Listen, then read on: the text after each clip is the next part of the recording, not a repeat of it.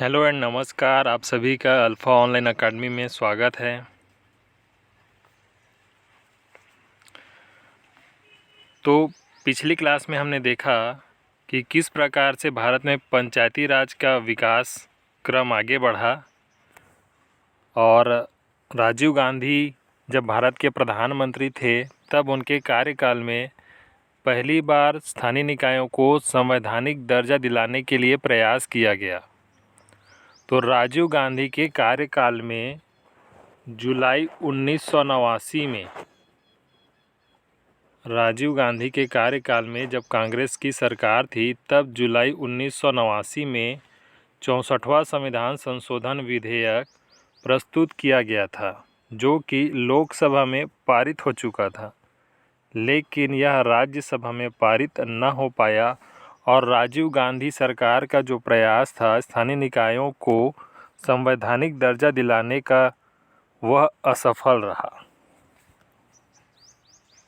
उसके बाद नवंबर 1989 में जब विश्वनाथ प्रताप सिंह की सरकार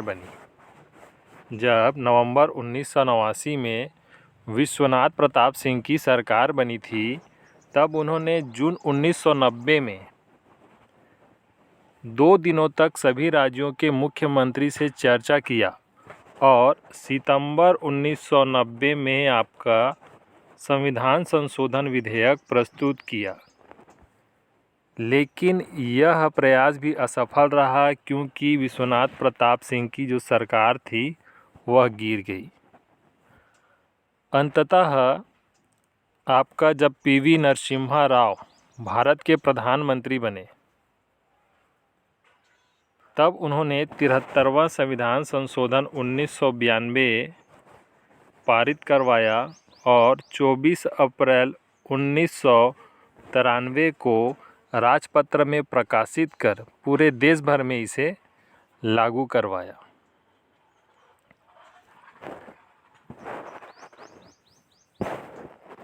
देखिए 73वां संविधान संशोधन विधेयक 1992। तो जब यह 73वां संविधान संशोधन विधेयक 1992 लोकसभा में प्रस्तुत हुआ, उस समय भारत के प्रधानमंत्री थे पीवी नरसिम्हा राव और भारत के राष्ट्रपति थे शंकर दयाल। लोकसभा में यह विधेयक 22 दिसंबर 1992 को पारित हुआ। राज्यसभा में 23 दिसंबर 1992 को पारित हुआ था, जिस पर राष्ट्रपति के हस्ताक्षर 20 अप्रैल 1993 को किया गया और इसे 24 अप्रैल 1993 को राजपत्र में प्रकाशित करके पूरे देश में इस अधिनियम को लागू किया गया। यह था आपका 73वां संविधान संशोधन विधेयक 1992। चूँकि 24 अप्रैल को पंचायती राज अधिनियम लागू हुआ, इसलिए 24 अप्रैल को पंचायती राज दिवस मनाया जाता है।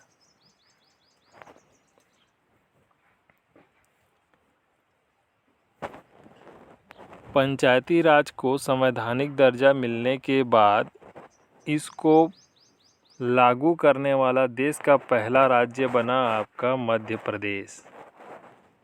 मध्य प्रदेश सरकार द्वारा मध्य प्रदेश पंचायती राज अधिनियम 1993 30 दिसंबर को पारित हुआ विधानसभा में, जिस पर राज्यपाल का हस्ताक्षर हुआ 24 जनवरी 1994 और इसे राजपत्र में प्रकाशित किया 25 जनवरी को।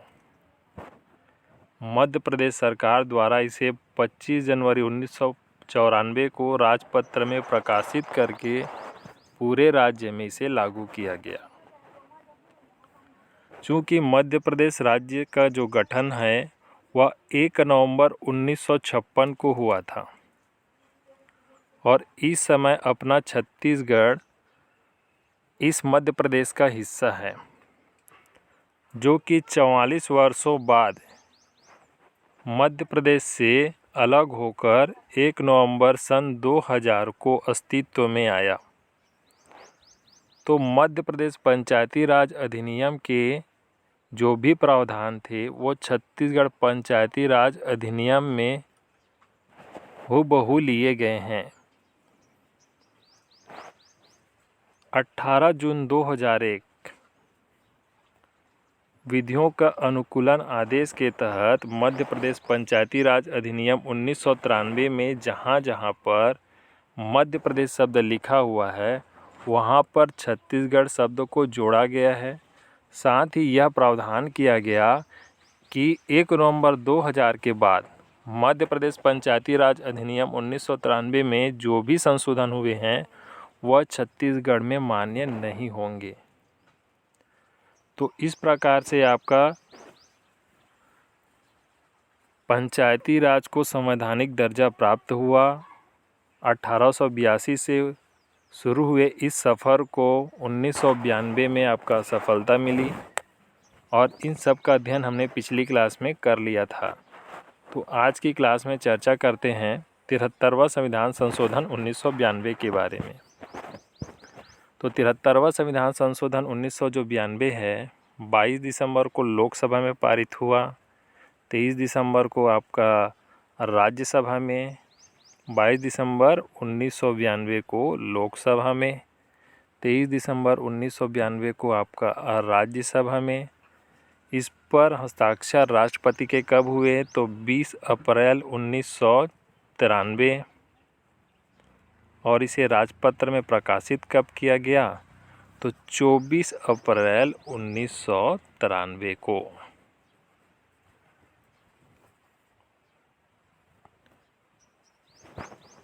इस 73वां संविधान संशोधन 1992 को अनुसूची 11 में डाला गया। भारतीय संविधान में कुल 12 अनुसूचियां हैं जिसमें 11वीं अनुसूची में पंचायती राज निकाय को डाला गया। भारतीय संविधान के भाग 9 में अनुच्छेद 243 ए से 243 ओ तक कुल 15 अनुच्छेद हैं जो पंचायती राज के संदर्भ में हैं। पंचायती राज निकायों को या स्थानीय निकायों में 29 विषय हैं। इस संविधान संशोधन के पारित होने के पूर्व ही भारतीय संविधान के भाग 4 में नीति निर्देशक तत्व जो राज्य के नीति निर्देशक तत्वों में अनुच्छेद 40 के अंतर्गत ग्राम पंचायत के गठन का उल्लेख मिलता है। तो हमारे एग्ज़ाम दृष्टिकोण से जितने भी 15 अनुच्छेद हैं वो हमारे लिए महत्वपूर्ण हैं। तो देखते हैं वह अनुच्छेद कौन कौन से हैं। तो भारतीय संविधान के अनुच्छेद 243 में परिभाषा दी गई है। 243 ए में ग्राम सभा का उल्लेख मिलता है। 243 बी पंचायत के गठन की बात करता है। 243 सी पंचायत की संरचना के बारे में बताता है। 243 डी सीटों के आरक्षण की बात करता है। 243 ई पंचायत के कार्यकाल से संबंधित है। 243 एफ सदस्यों की निरर्हताओं के संदर्भ में है। 243 जी पंचायत की शक्तियां, प्राधिकार एवं उत्तरदायित्व के बारे में बतलाता है 29 विषयों पर। 243 एच कहता है पंचायत द्वारा कर आरोपण के बारे में और पंचायत की निधियों के बारे में। 243 आई राज्य वित्त आयोग के गठन का वर्णन करता है। 243 जे बताता है पंचायत के लेखों की संपरीक्षा के बारे में। 243 के राज्य निर्वाचन आयोग के बारे में है।